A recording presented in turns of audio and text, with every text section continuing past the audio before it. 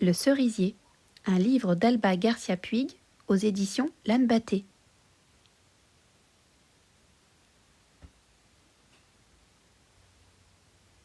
Comme chaque année, la petite Marie-Belle passe ses vacances chez ses grands-parents, à la montagne. Un jour, grand-père lui offre un tout petit cerisier. Ensemble, ils le plantent. Grand-père explique qu'avec un peu de patience, ils pourront bientôt déguster de belles cerises. Les jours passent, mais le cerisier ne pousse pas. Alors Marie-Belle décide de le soigner à sa façon. Pour nourrir le chaton de la ferme, on lui donne du lait. Cela fera-t-il grandir son arbre? Non, le cerisier ne pousse pas. Souvent, grand-père étrille les moutons dans leur enclos. Un petit coup de peigne l'aidera certainement. Mais non, le cerisier ne pousse pas. Marie-Belle sait par ses lectures que les carottes font pousser les oreilles des lapins. Que donneront celles déposées en offrande auprès de l'arbre? Eh bien, le cerisier ne pousse toujours pas. Au creux du nid, les oisillons prennent leur envol. Le cerisier s'élancera-t-il si Marie-Belle lui en confectionne un à l'aide de brindilles et de paille? Décidément, le cerisier ne pousse pas.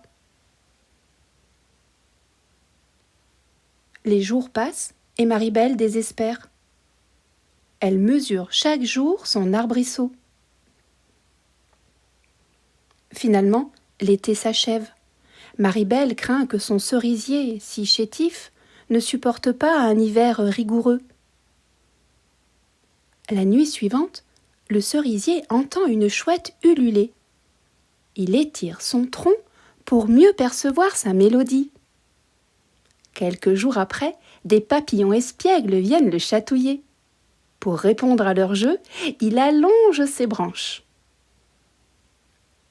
Un jour gris et pluvieux, l'arbre entend la complainte des gouttes d'eau tombant lourdement sur le sol.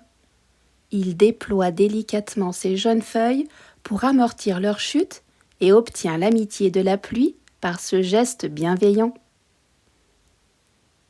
La nuit suivante, le cerisier entend les larmes de la lune qui pleure sa solitude dans l'obscurité. Alors, pour lui tenir compagnie, il fait éclore à chacune de ses branches de belles fleurs blanches, pareilles à de petites lucioles. Enfin, les beaux jours reviennent. Des dizaines de coccinelles entament une partie de cache-cache sur l'arbre. Quelle meilleure cachette que celle offerte par ces grosses cerises rouges. Les jours passent et Marie-Belle est de retour au village. Pressée, elle n'en croit pas ses yeux. Son petit arbuste est devenu un grand, beau et fort cerisier. Quel bonheur! La récolte peut commencer. Panier rempli et joues gonflées pour l'étrange merlette perchée sur sa branche. Ravie, elle invite ses amis alentour à goûter les fruits juteux. Boucle d'oreilles et lancer de noyaux au programme. Ensemble, ils célèbrent le petit arbre, devenu grand, beau et fort. À l'heure de la sieste, le cerisier offre son ombrage à Marie-Belle la sage. Assoupie, elle songe aux paroles de son grand-père. Pour bien grandir, il faut du temps.